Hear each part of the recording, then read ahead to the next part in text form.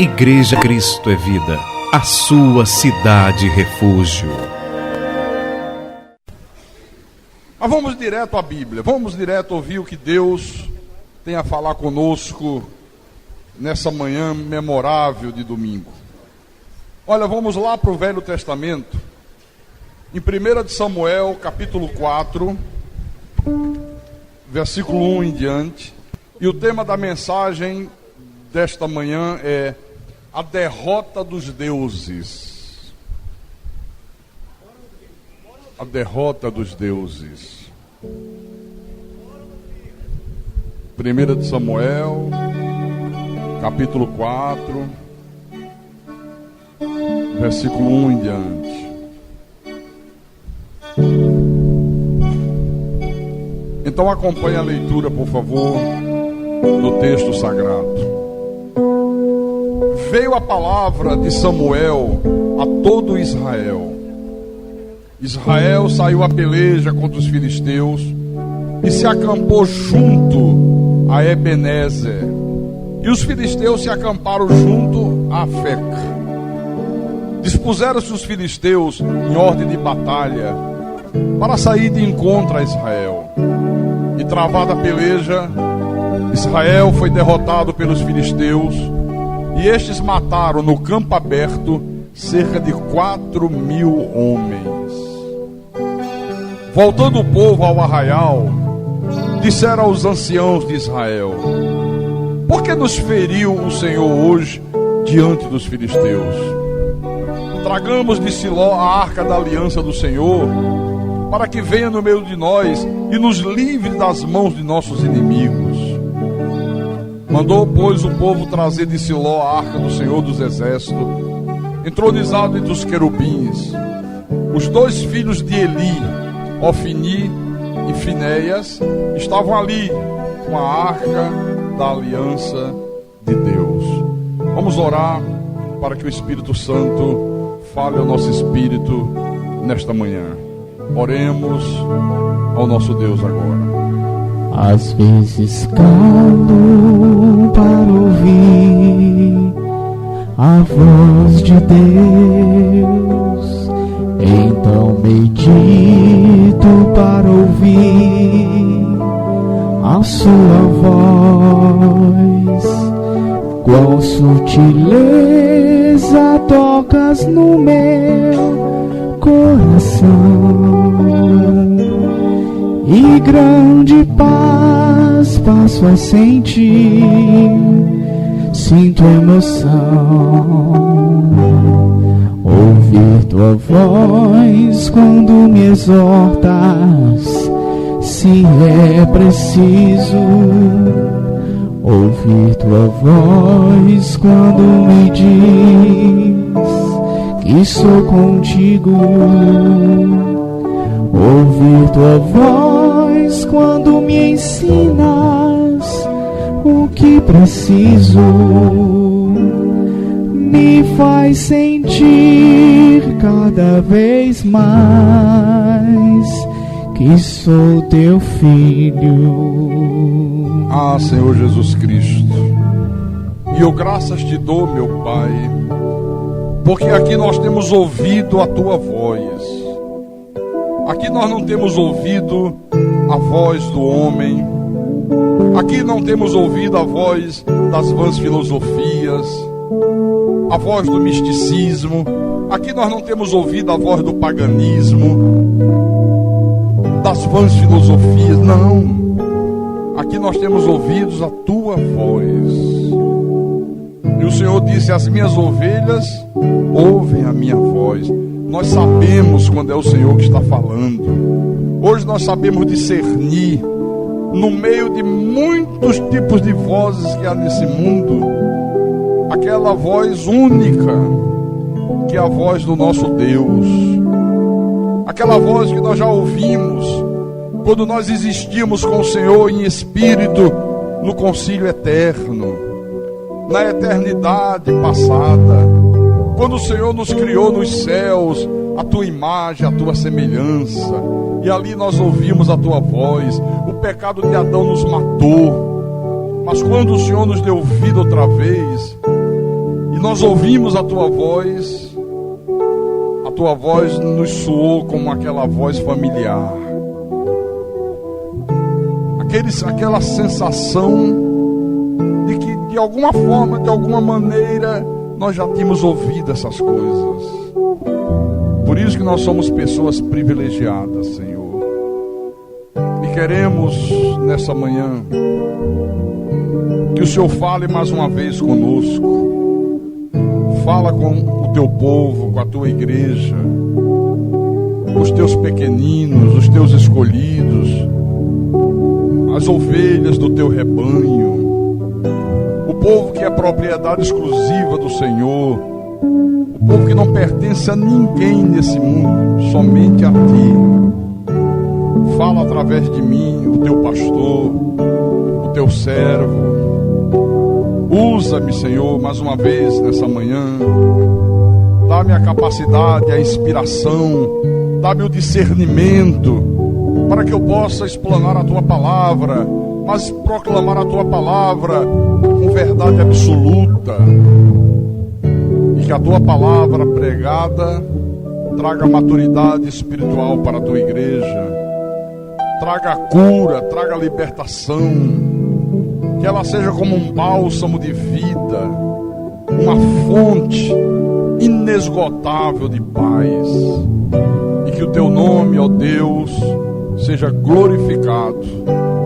Em nome de Jesus eu te peço, em nome do Senhor, e que todos que creem digam amém e amém. Diga graças a Deus.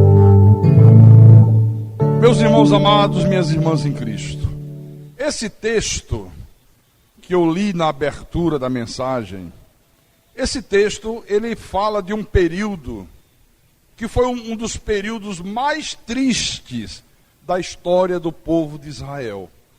Porque nesse tempo aqui, o povo judeu havia negligenciado Deus, eles entraram numa decadência espiritual violenta, eles se envolveram com falsos deuses, se envolveram com falsos profetas, começaram a dar ouvidos a heresias destruidoras e acabaram sofrendo consequências terríveis, né?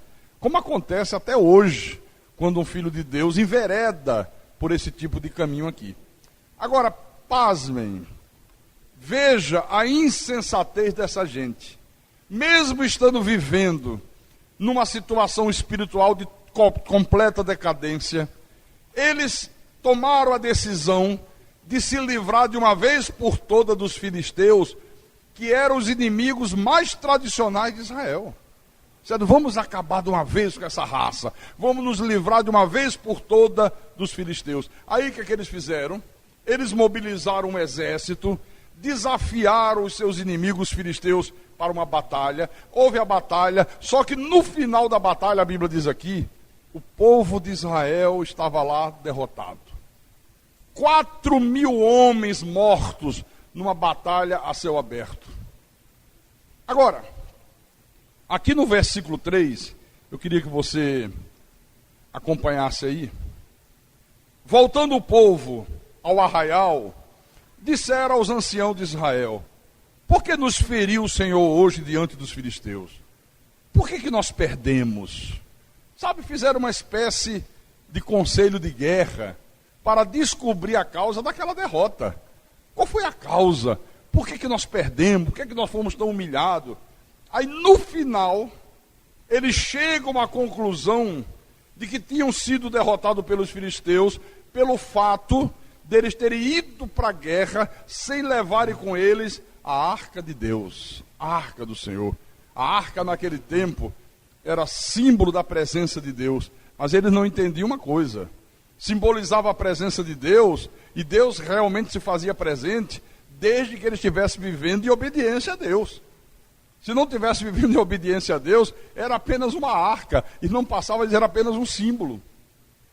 Então, olha, nós perdemos porque não levamos a arca conosco. Quer dizer que eles consideravam a arca como uma espécie de amuleto. Esse era o sentido daqui. É como acontece, por exemplo, nos dias de hoje. Você vê a pessoa com a vida espiritual toda desajustada, no fundo do poço. A pessoa negligencia a palavra, a pessoa negligencia Deus, a pessoa está vivendo uma vida contrária aos ditames sagrados, mas mesmo assim, ela acredita que Deus vai abençoar as suas lutas, que Deus vai satisfazer os seus desejos, que Deus vai realizar os seus sonhos. Ela continua acreditando aí. Só que aí dá tudo errado. Vem a derrota, vem o fracasso, os sonhos não se tornam realidade. E aí a primeira coisa que elas fazem é quererem descobrir por que fracassaram. Por que perderam aquela batalha. Por que os sonhos não se concretizaram? Aí um diz assim: olha, foi porque eu não levei o terço. Se eu tivesse levado o terço no bolso, a coisa teria sido diferente. O outro já diz assim: não, nós perdemos porque eu quebrei a corrente. Se eu tivesse feito a corrente direitinho, eu ia ter vitória. O outro diz: não, foi porque eu não fiz jejum. Eu fui para a batalha sem jejuar. Olha, com a maior facilidade do mundo, eles dizem que reconhecem qual foi a causa do fracasso, qual foi a causa da derrota. Eu lembro, um dos cultos passados, eu contei aqui, um casal de irmãos aqui da igreja que contou para mim, eles vieram da Seita Universal, e eles contaram que o filhinho estava muito doente, o filho deles contraiu uma infecção muito grave, estava no hospital. E eles falaram com o tal de bispo da Universal, e o cara disse: olha, Deus vai curar o teu filho. Se você der tudo que você tem, se você fizer um desafio, olha, Deus vai tirar o teu filho do hospital curado. E eles pegaram todo o dinheiro que possuíam, o salário do mês, as economias da poupança, tudo e deram. Só que logo em seguida o filho morreu. Aí eles, puxa vida, o que é que deu errado? O que é que houve? E não encontravam resposta.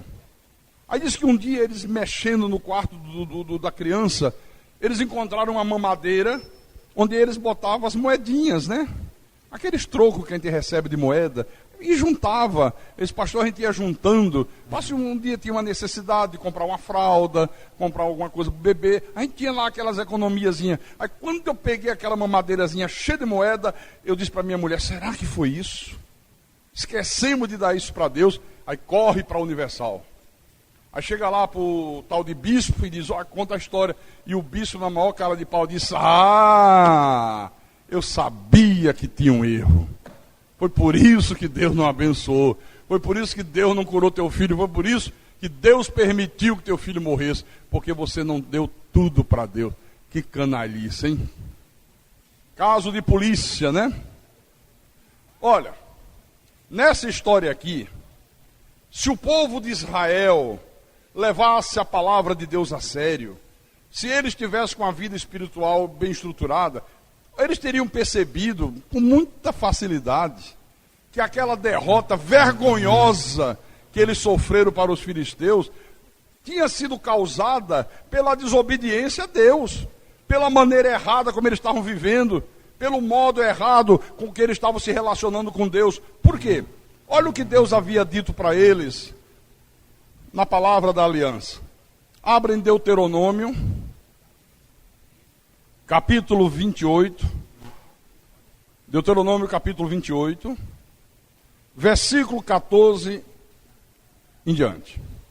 O versículo 14 diz: olha o que Deus havia falado para o povo: não te desviarás de todas as palavras que hoje te ordeno, nem para a direita, nem para a esquerda, seguindo outros deuses para os servires.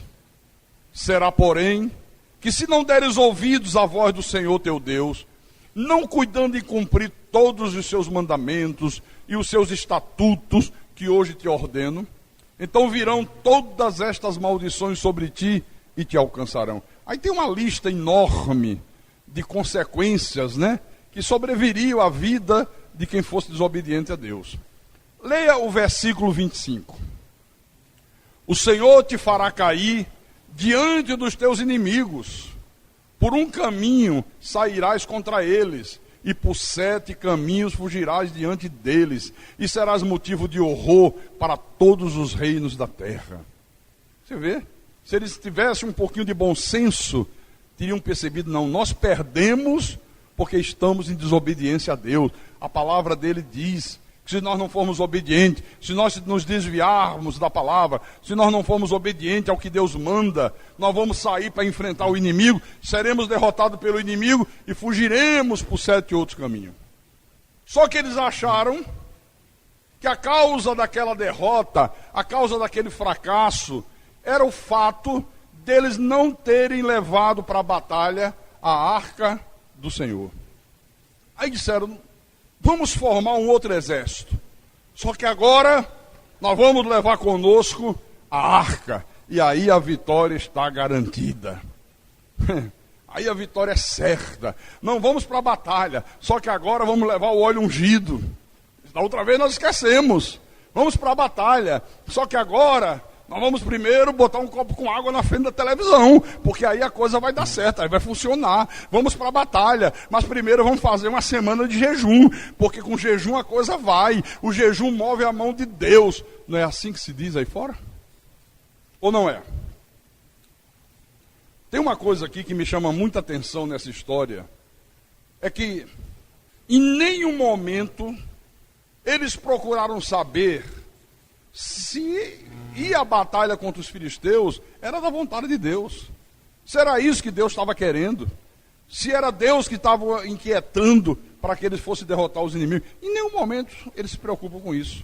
Tem gente que faz os seus planos, toma as suas atitudes, sem consultar Deus. Vai, deu na telha, deu na vontade da carne, o cara vai e faz. Né? Não consulta Deus. Pastor, mas tem que consultar Deus? Bom, abra a tua Bíblia aí. No livro, na epístola de Tiago, capítulo 4, versículo 13. Ouça o que Deus está dizendo agora para a gente.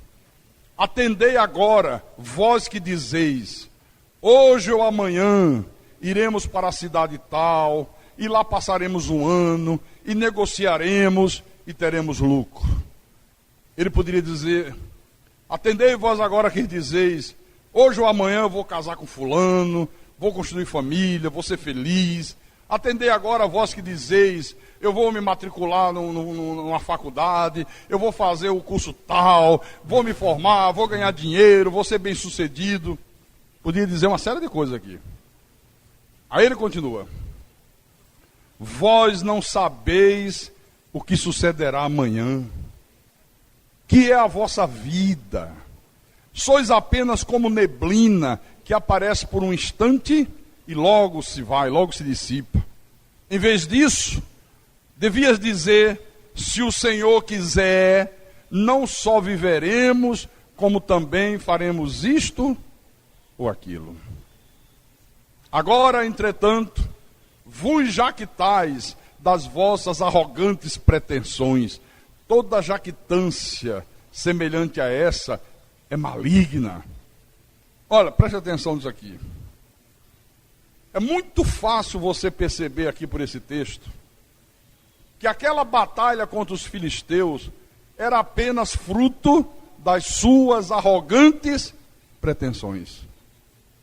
Não consultaram Deus, não perguntaram se Deus queria que eles derrotassem os filisteus, se aquela era a hora da batalha.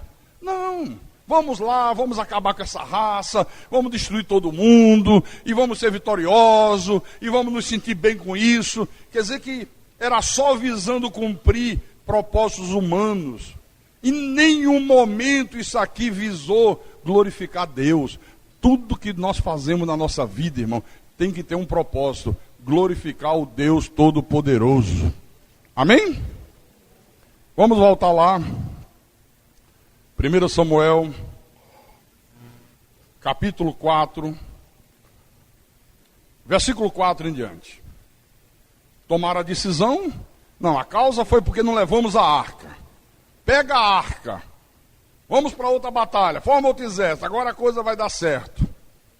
Mandou, pois, o povo trazer de Siló a arca do Senhor dos Exércitos, entronizado entre os querubins. Os dois filhos de Eli, o profeta de Israel daquela época, Ofni e Finéias, estavam ali com a arca da aliança de Deus.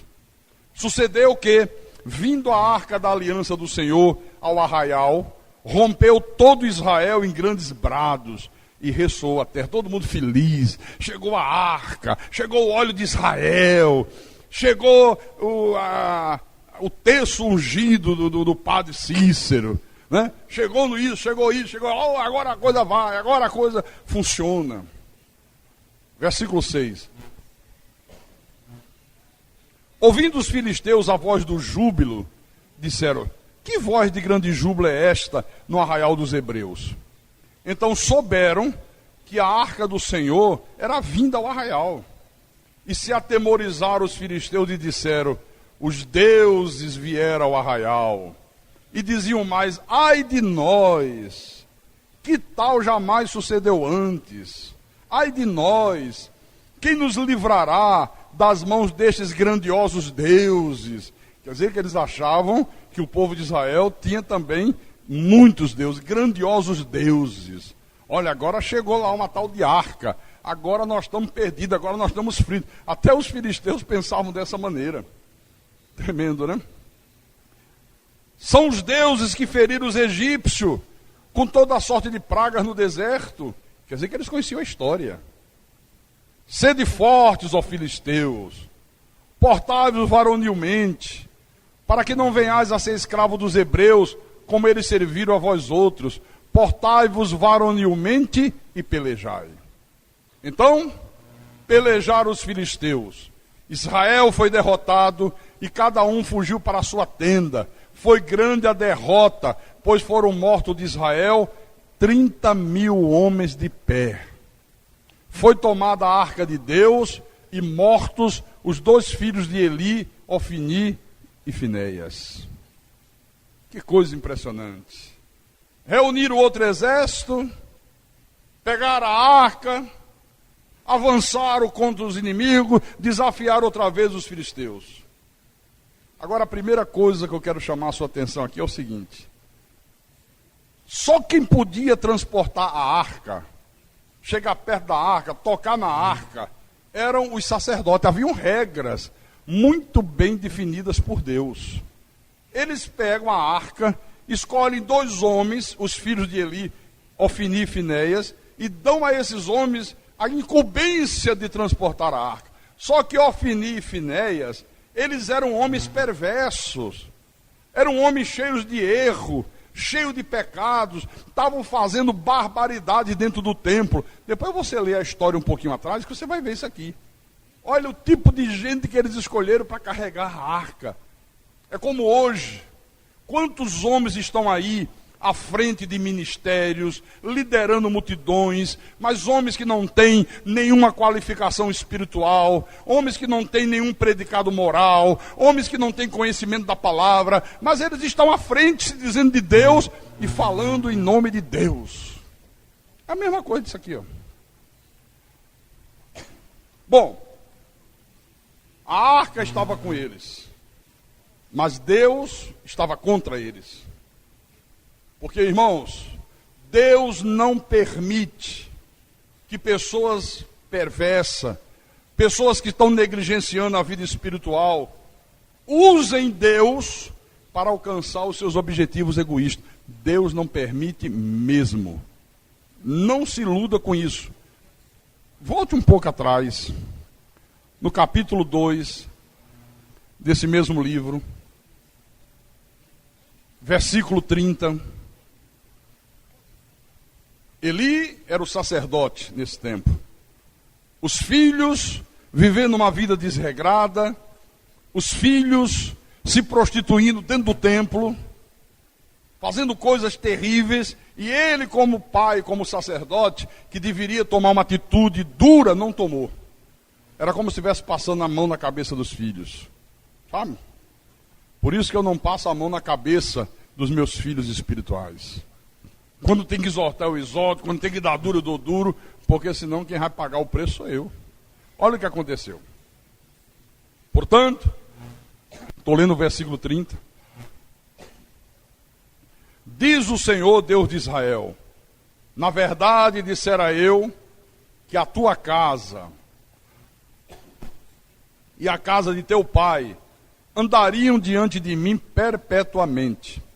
Porém agora, diz o Senhor, longe de mim tal coisa, porque aos que me honram, honrarei, porém os que me desprezam serão desmerecidos. Olha, profeta Eli, olha, sacerdote, eu havia dito que você e a tua casa iam permanecer diante de mim perpetuamente. Mas agora, diante da tua atitude, já que você não está me honrando como eu quero ser honrado, já que você está honrando mais os teus filhos do que a mim, eu quero dizer para você que está anulado tudo o que eu disse. Longe de mim fazer tal coisa, porque aos que me honram, honrarei. Porém, aos que me desprezam, serão desmerecidos. Tem gente que honra mais o filho do que a Deus, maridos que honram mais a esposa do que a Deus, esposa que honram mais o marido do que a Deus, que são coniventes no erro. Deixo de vir à igreja porque a esposa diz: mas você vai de novo, nós não já fomos de manhã, e o marido fica, ou vice-versa, né? Às vezes é a mulher que quer ser fiel a Deus, quer fazer as coisas como Deus manda. Aí o marido diz: mas outra vez, nós já fomos lá de manhã, mas você não ouviu, meu filho, que Deus fala que tem que guardar o dia do Senhor? Não, isso é exagero, também não é dessa forma, né? E a pessoa cede. Foi o que esse sacerdote aqui estava fazendo, né?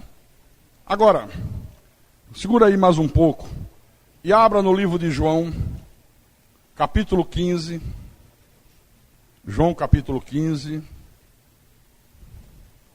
versículo 5, quando Jesus disse assim: eu sou a videira, vós os ramos. Quem permanece em mim e eu nele, esse dá muito fruto, porque sem mim nada podeis fazer. Olha, se vocês tentarem viver a vida de vocês sem mim, sem deixar que eu esteja no controle de tudo, sem acreditar que eu sou o Deus soberano, que eu sou o Todo-Poderoso, sem me dar satisfação, sem demonstrar temor, sem demonstrar obediência, pode tirar o cavalinho da chuva. Sem mim, nada podeis fazer. Pois bem, eles foram enfrentar os filisteus, confiando nas suas próprias forças, confiando nos seus próprios planos, e aí foram derrotados outra vez. Olha, o exército de Israel completamente destruído, e para a vergonha ser maior ainda, para a humilhação ser mais pesada ainda, os filisteus foram, tomaram a arca da aliança e levaram com eles. Olha a vergonha, a humilhação. Tomaram a arca, que era uma coisa absolutamente sagrada para Israel. Mas eu quero chamar a atenção dos irmãos agora, voltando lá em 1 Samuel, para o que aconteceu depois disso. 1 Samuel, capítulo 5. Vamos ler o versículo 1 e o versículo 2. Os filisteus tomaram a arca de Deus e a levaram de Ebenezer a Asdod. Tomaram os filisteus a arca de Deus e a meteram na casa de Dagom, junto a este. Preste atenção. Os filisteus tomaram a arca de Deus, mas eles não destruíram a arca. Por que eles não destruíram?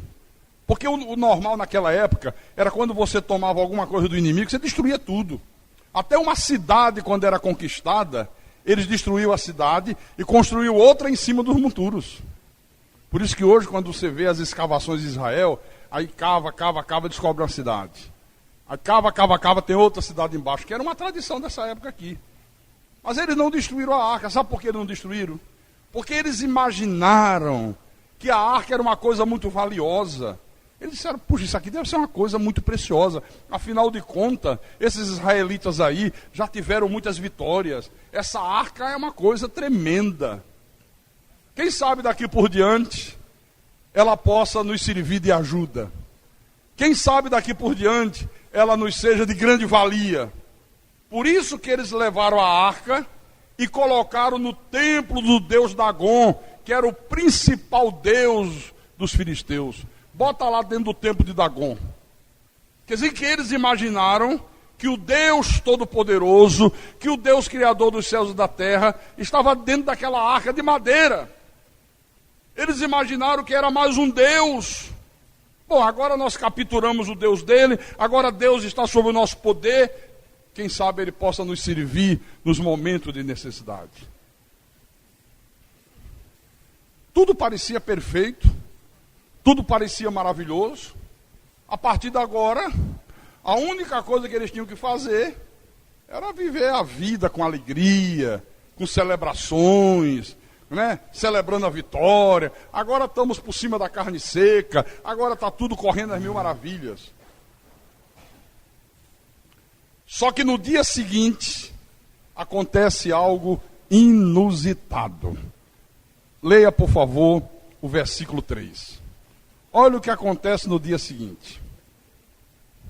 Levantando-se, porém, de madrugada os de Asdod, no dia seguinte, eis que estava caído Dagon com o rosto em terra, diante da arca do Senhor. Tomaram-no e tornaram a pô-lo no seu lugar. No dia seguinte, uma parte deles vai ao templo de Dagon, e quando chegou lá, diz: o que houve? O tal de Dagon, a imagem de Dagon, estava caída, rosto em terra, diante da arca do Senhor. Bom, isso aqui deve ter sido um acidente. Afinal de contas, os acidentes acontecem, né? Então pegaram o Dagon, colocaram lá de volta naquele pedestal, naquele aparador. Você já viu nas igrejas católicas que tem aquelas coisas que botam as imagens? Aquilo chama-se aparador. Então eles tinham os aparadores, Dagon estava lá, do lado tinha outro aparador, a arca estava lá. Então colocaram o Dagon de volta no pedestal, de lado da arca de Deus. Foi um acidente. De repente vai ver que soprou um vento forte, Dagon, buf, caiu no chão de cara na terra. Só um acidente, só um acidente. Aí, diante disso, voltaram, se juntaram ao povo e continuaram as suas celebrações de vitória. Mas aí, no dia seguinte, outra surpresinha para eles. Versículo 4. Levantando-se madrugada no dia seguinte pela manhã, eis que Dagon jazia caído de bruços diante da arca do Senhor. A cabeça de Dagon e as duas mãos estavam cortadas sob o limiar. Dele ficaram apenas o tronco. Agora, para surpresa, eles viram que Dagon não apenas havia caído outra vez por terra, mas eles perceberam que a cabeça e as mãos de Dagon tinham sido cortadas. E tudo isso estava ali diante deles, diante da arca do Senhor. Olha, irmãos, de Dagon só restou o tronco. Cabeça cortada, braços cortados, só o tronquinho. Então essa é a história. Agora a pergunta que eu faço é a seguinte: o que essa história que aconteceu lá nos idos do Velho Testamento tem a ver com a gente hoje? O que isso aqui tem a ver comigo, tem a ver com você? Qual é a mensagem que Deus está nos transmitindo através dessa história aqui? Qual é a importância desses fatos, desses acontecimentos, dessa história para a igreja de Jesus hoje? Bom, essa história, você já percebeu que ela é um relato de um povo com uma vida espiritual numa total decadência. Essa história fala do povo de Deus e do próprio Deus, aparentemente derrotados, aparentemente destruídos pelos inimigos. É isso que a história fala. Perceba que eu disse aparentemente derrotados, aparentemente destruídos pelo inimigo. Esse é o quadro. Só que toda essa descrição aqui, todo esse relato que nós lemos até esse texto aqui, também aponta, meus irmãos, para a situação atual da igreja. Olha, vou dizer para você, nos mínimos detalhes, porque nunca se viu o povo de Deus vivendo uma vida tão decadente espiritualmente quanto nós temos visto nos dias de hoje. As pessoas, na sua maioria, negligenciaram Deus, negligenciaram a verdade, ninguém dá importância à palavra, ninguém dá importância a viver uma vida de santidade, ninguém dá importância a apresentar o caráter de Deus diante do mundo. Hoje, as pessoas colocaram de lado a revelação de Deus, o evangelho da graça de Deus, elas colocaram no lugar da verdade de Deus as vãs filosofias. Por isso que a grande maioria das pessoas não acredita que a Bíblia é a palavra de Deus inspirada, não acredita que a Bíblia é inerrante, que ela não tem erros. Quantos que dizem assim, não, mas não podemos crer em tudo da Bíblia, porque afinal de contas, você sabe como é que é, né? A Bíblia foi escrita por homens. Já ouviu essa história? O homem é falho, como se Deus não tivesse o controle absoluto daqueles que receberam a inspiração, daqueles que escreveram aqui. Então elas acreditam no pensamento humano, elas acreditam na razão humana, elas acreditam na lógica do homem, nos achismos, nas vãs filosofias, elas acreditam no falso evangelho, na especulação humana. Por isso que hoje os filisteus também têm ganho a batalha. Os filisteus têm invadido a igreja e eles têm lançado ataques terríveis contra a igreja de Jesus Cristo. Só que hoje esse confronto não é através de guerras militares, como aconteceu várias vezes na história do povo de Israel. Não. Hoje, os ataques que os filisteus lançam contra a igreja de Jesus, esse ataque é feito de várias formas e maneiras.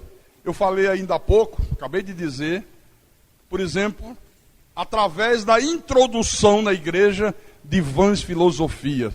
Tira a palavra e coloca vãs filosofias. Coisas que Deus nunca ensinou, coisas que Deus nunca disse.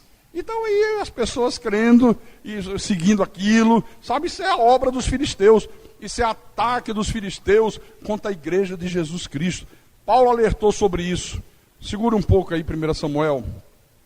Abre em Colossenses, capítulo 2, versículo 8. Paulo, o apóstolo dos gentios. O nosso apóstolo não é Pedro, o nosso apóstolo é Paulo. Paulo foi um apóstolo para os judeus, para a lei. Paulo, o apóstolo para os gentios, para a graça.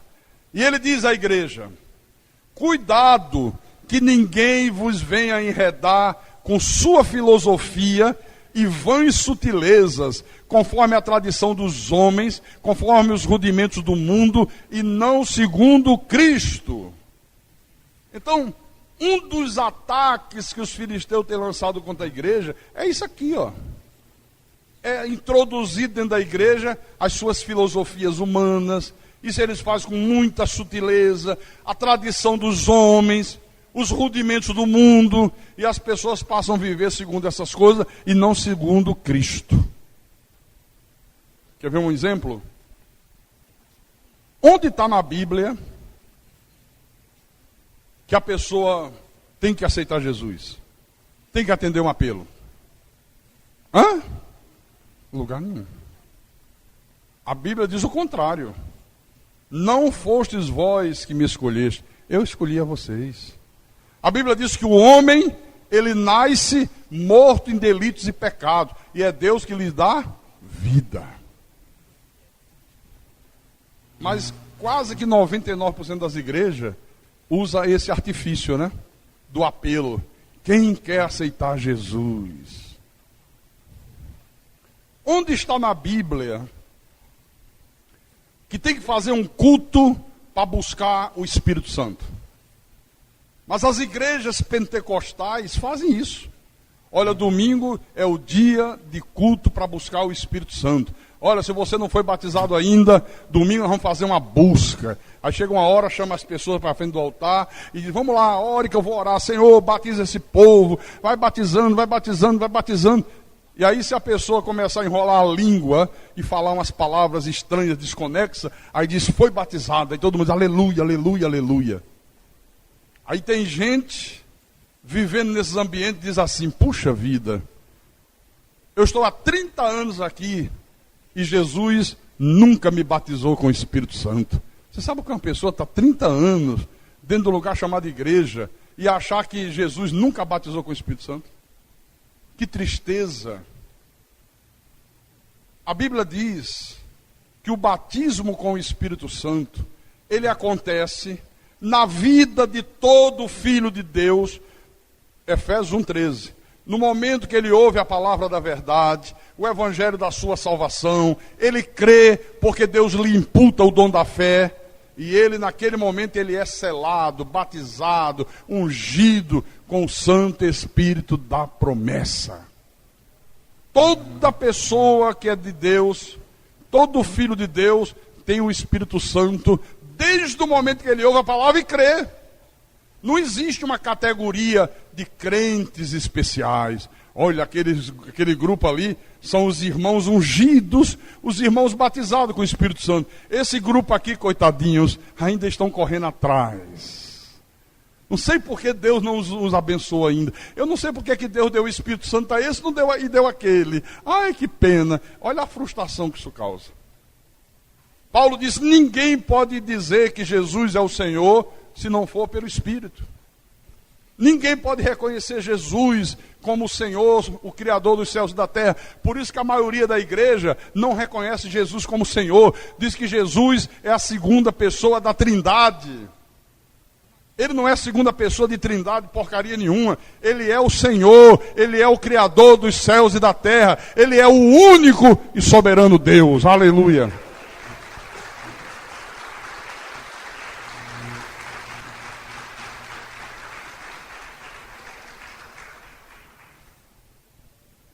Olha, mas os filisteus também têm usado um outro tipo de ataque contra a igreja, que é aquele ataque que é feito numa roupagem científica. Por exemplo, a teoria da evolução de Charles Darwin. Olha, esse foi um dos mais terríveis ataques já lançados contra a igreja em todos os tempos. Porque para quem não tem o conhecimento profundo de Deus, para quem não maneja bem a palavra da verdade, o cara diz, rapaz, a teoria da evolução destruiu a Bíblia, aniquilou Deus. O cara provou que não teve nada de criação, coisa nenhuma, que tudo surgiu do nada, que houve uma explosão cósmica, e aí apareceu tudo e foi evoluindo, acabou Deus, não tirou Deus da história. Se você não assistiu os cultos que eu fiz aqui na igreja, sobre isso que era criação versus evolução, a verdade versus a mentira, eu recomendo você que compre todos os CDs e ouça, porque isso é de fundamental importância, viu? De fundamental importância. Mas os filisteus também têm atacado a igreja através da política. Por isso que você vê que a grande maioria da população mundial, eles creem que tanto o homem quanto a maneira de viver do homem nesse mundo pode se tornar uma coisa absoluta perfeita através das leis que forem criadas nos parlamentos, nos congressos. Então as pessoas acreditam que se os políticos fizerem leis bem feitas, se eles criarem meios que o povo tenha educação, olha, acabam-se todos os problemas, a miséria desaparece, a violência some, os vícios chegam ao fim, as pessoas vão começar a amar umas às outras, o mundo se torna um verdadeiro paraíso. Você já viu que todo político vem com esse papo furado? Olha, o que é que você acha? A delinquência que está aí, a violência, precisamos da educação. Tudo se restringe à educação. Na hora que a gente conseguir dar educação para todo mundo, muda tudo isso. Essa é a crença da grande maioria da população do mundo, irmãos. Essa é a crença. Então, juntando tudo isso, nós podemos chegar à conclusão que os filisteus modernos, eles conseguiram tanto sucesso nessa luta contra a igreja, como aqueles filisteus conseguiram sucesso na luta contra Israel no Velho Testamento. Porque a verdade é que os filisteus de hoje, eles acreditam piamente que eles demoliram a igreja, que eles exterminaram a verdade de Deus. Eles acreditam nisso. Eles estão aí triunfantes, eles estão aí alegres, eles estão aí felizes, porque eles acreditam piamente nisso. E eu vou dizer mais. Os filisteus modernos, eles estão aí repetindo as mesmas atitudes daqueles filisteus do passado e nos mínimos detalhes. Vou dar um exemplo. Os filisteus do passado, quando eles tomaram a arca da aliança, a arca do Senhor, eles não destruíram a arca. Eles disseram, bom, vamos colocá-la ali no templo de Dagon. Isso aí é mais um Deus, capturamos o Deus dos judeus. Se amanhã a gente perceber que a gente pode usar essa arca e tirar proveito, nós usamos a arca e depois a gente coloca ela de volta lá no seu lugar. Esse foi o pensamento deles.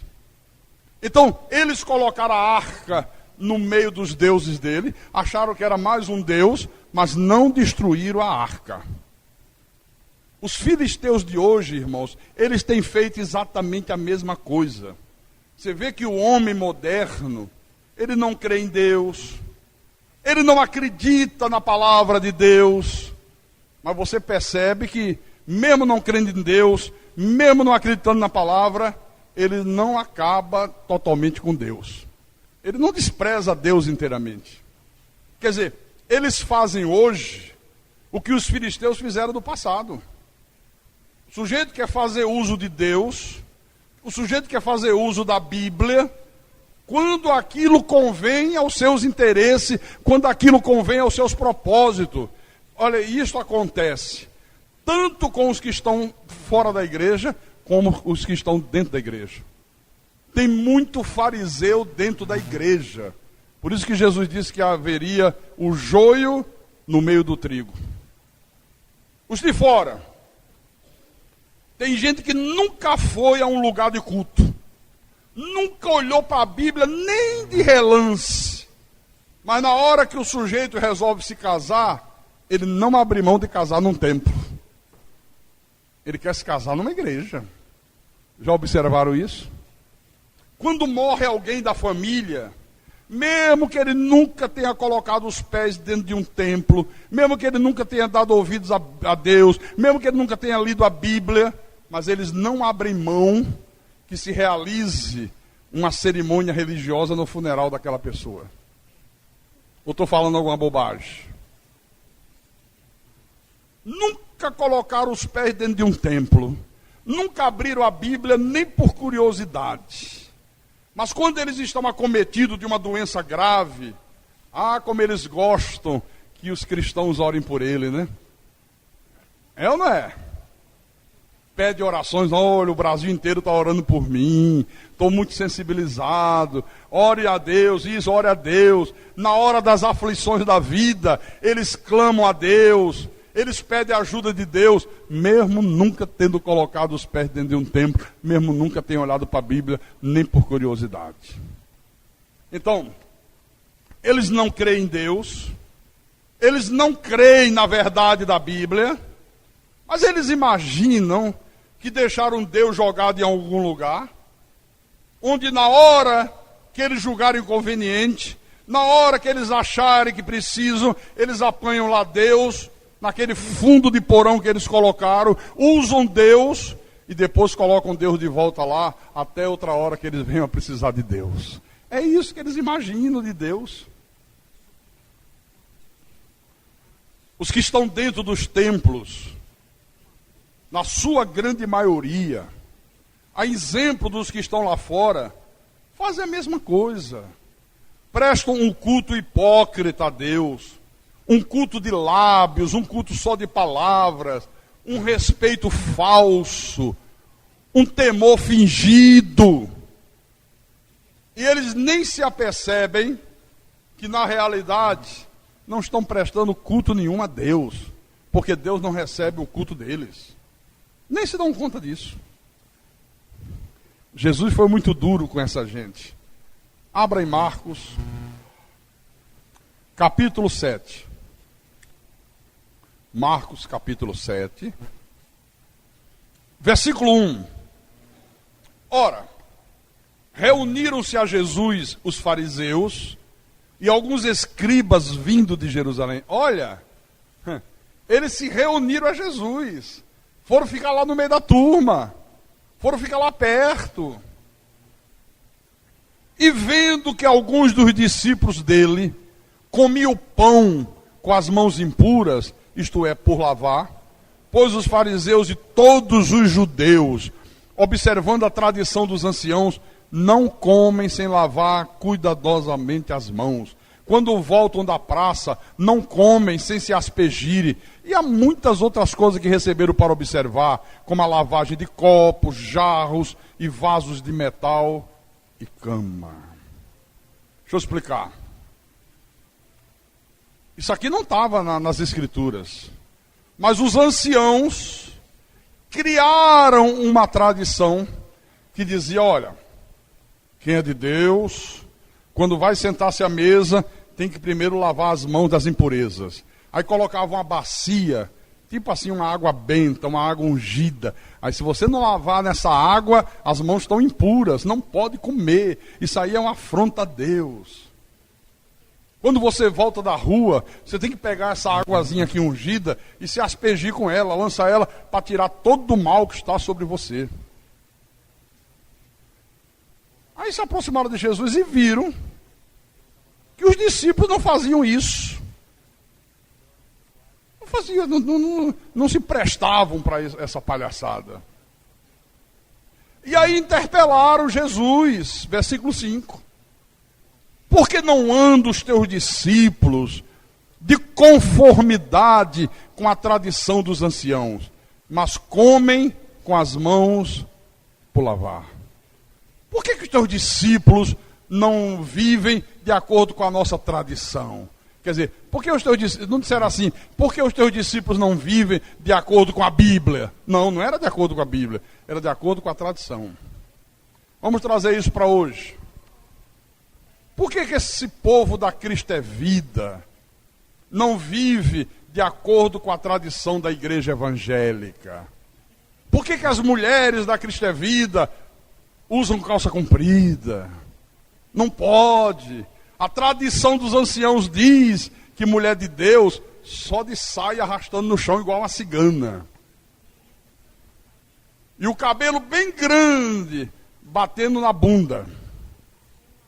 Senão não é de Deus. E aí amarra, faz aquele cocó, parece que vai para a feira carregar balaio, né? Lembra antigamente quem tinha para a feira, pegava o cara com balaio, aí ele pegava um pano, fazia uma rodia, botava aqui, para não machucar a cabeça? Mulher sai na rua, aquele cabelão aqui, parece um bolo de noiva andando no meio da rua. Por que os homens da Cristo é Vida podem usar bermuda? Olha, eles vão à praia, eles dão um mergulho na praia. Por que eles não vivem conforme a tradição da igreja evangélica que diz que a praia é do diabo? Bom, eu nunca vi na Bíblia dizer que o diabo criou praia. A minha Bíblia diz que quem criou todas as coisas foi Deus. Mas já colocaram até a praia como do diabo. Por que eles ouvem uma música bonita do Roberto Carlos? Isso é ouvir música do mundo. A tradição da igreja evangélica diz que aquilo que não for música sacra é do diabo, é do mundo. Essas bobagens, sabe? Era mais ou menos isso aqui, ó. Imagina quanta bobagem. Por quê? Foram interpelar Jesus. Aí levaram a paulada na muleira. Jesus vira-se para ele e diz, bem profetizou Isaías a respeito de vós, hipócritas. Jesus não passava a mão na cabeça de fariseu. Chamava logo de hipócrita na cara. Hipócritas, como está escrito, este povo honra-me com os lábios, mas o seu coração está longe de mim. E em vão me adoram, ensinando doutrinas que são preceitos de homens. Negligenciando o mandamento de Deus, guardais a tradição dos homens. E disse-lhes ainda: jeitosamente rejeitais o preceito de Deus, para guardardes a vossa própria tradição. Olha, irmãos, é assim que tem vivido a maioria das pessoas que estão aí dentro dos templos. Elas honram a Deus só com palavras. Elas creem só com palavras. Eu creio, eu confio em Deus. Mas não é uma fé de atitudes. Tiago disse: a fé sem obras é morta. A fé sem atitudes não vale nada, absolutamente nada. Então Jesus disse: olha, a adoração de vocês é vã, é inútil, não tem valor, pois vocês só ensinam doutrinas de homens. Vocês acham que eu sou como os deuses que vocês criam na mente de vocês, os deuses que vocês imaginam. Vocês acham que mandam em mim. A maioria do povo evangélico acha que manda em Deus. Não porque eu tenho livre-arbítrio, não porque Deus tem que respeitar o homem. Se achar que manda em Deus. Deus estava dizendo aqui: vocês acham que vocês me manipulam? Encontra um irmão com outro e diz assim: e aí, irmão? Deus já resolveu aquele problema? Não, irmão. Puxa vida, já tem um ano e nada. Vou te dar uma dica. Irmão, agora vai funcionar. Faz jejum, que o jejum move a mão de Deus. Já que Deus não quer fazer por bem, vai fazer por mal. Faz um jejum que você vai ver se a mão dele não se move e resolve a parada na mesma hora. Você achar que manipula Deus.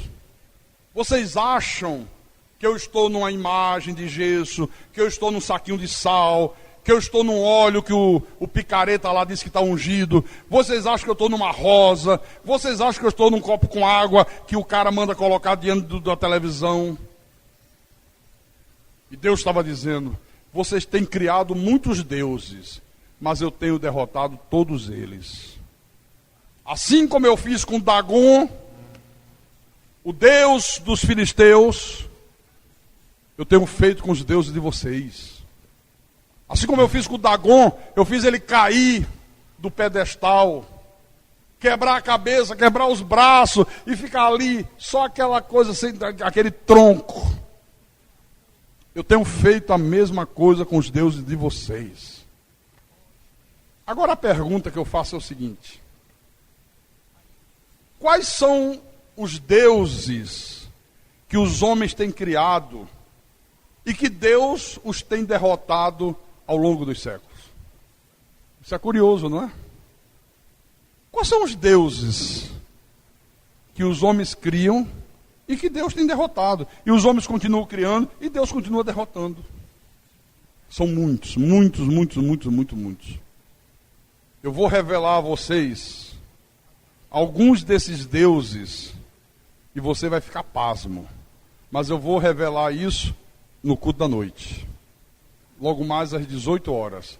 Aí eu vou mostrar para você com Bíblia na mão quais são os deuses que os homens têm criado e que Deus tem derrotado todos eles.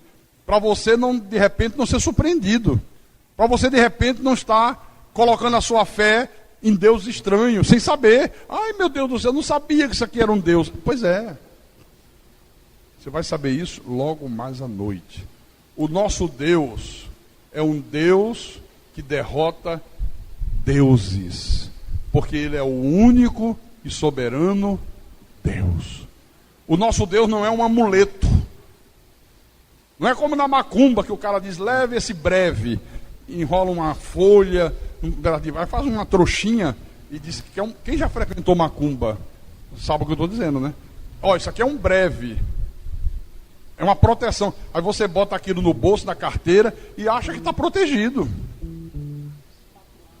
Hã? Os patuais da vida, né? O pastor Hélio está dizendo aqui. O nosso Deus, irmãos, não é isso. Deus não está numa rosa, Deus não está num sal, Deus não está num copo com água. Mas as pessoas pensam que está, né? Elas pensam que está. Não, o nosso Deus não é nada disso. O nosso Deus é o Deus soberano, é o Deus todo-poderoso. O nosso Deus é espírito e verdade. Você não precisa carregar nada. Tem gente que acha, faz até da Bíblia um amuleto. Onde eu vou, eu levo a espada do Espírito. Isso aqui não sai de mim. Onde eu vou está comigo. Se o demônio aparecer, eu pá.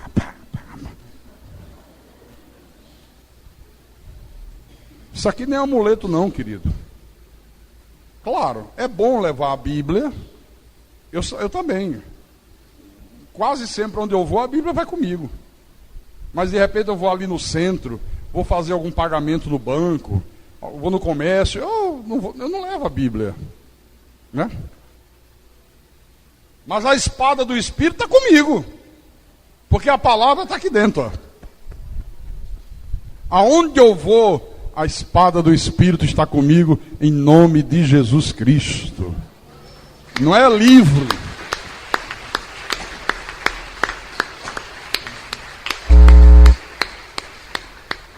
Amém? Então não perca logo mais à noite. E quem tem ouvidos para ouvir, que ouça o que o Deus que derrota deuses falou à igreja nesta manhã, em nome de Jesus Cristo. Para a glória de Deus. Louvado seja o seu nome. Toda honra e toda glória seja dada a Ele.